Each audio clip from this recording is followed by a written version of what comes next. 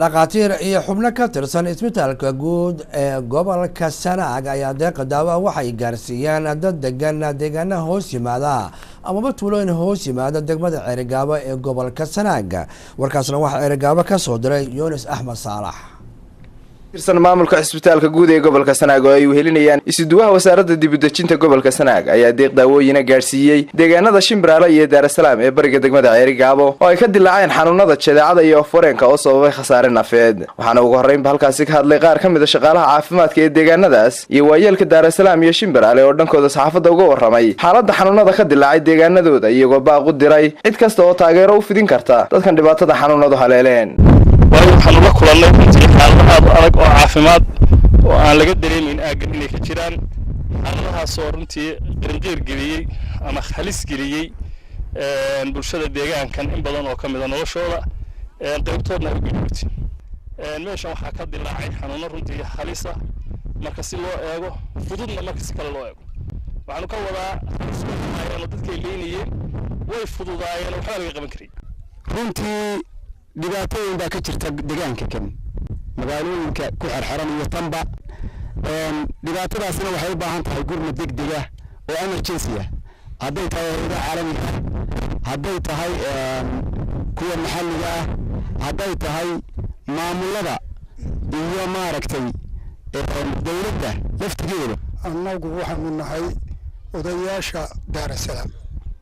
haddaan odayaasha Dar es Salaam nahay waxa weeyaan dhibaatooyinku dee waa iska jireen waa la iska ogaa. haddii ilaahay idmaayey waxa weeyaan marba heer bay joogtay. haddee waxaanu leenahay xanuun baa isna iska yimi. haddii ilaahay may waa xanuun dhowr jaada marba si waxbaa jadeeca ah ilaahay keeno alxamdulilah calaa kulli xaal. ilaahay baa mahad iska leh isaga caafimaadka iyo cudurkaba keena. ilaahay baan horta u mahadnaqaynaa. annaga haddeer wax u dhintay aagay goobtan Dar es Salaam jiraan laakiin aagayga aad baan u dhintay.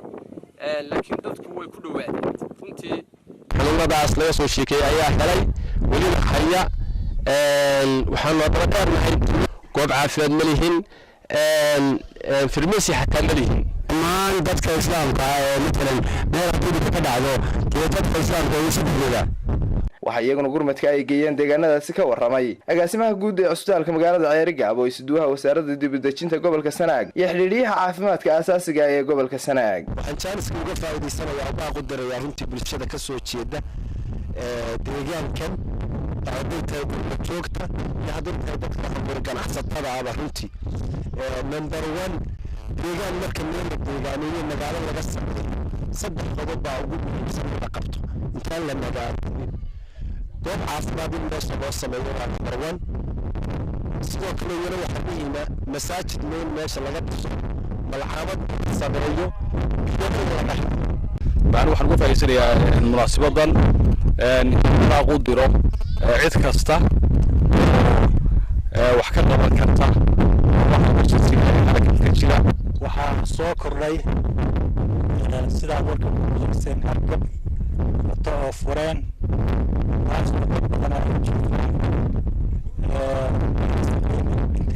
ويونس أحمد صالح Universal TV Ceerigaabo.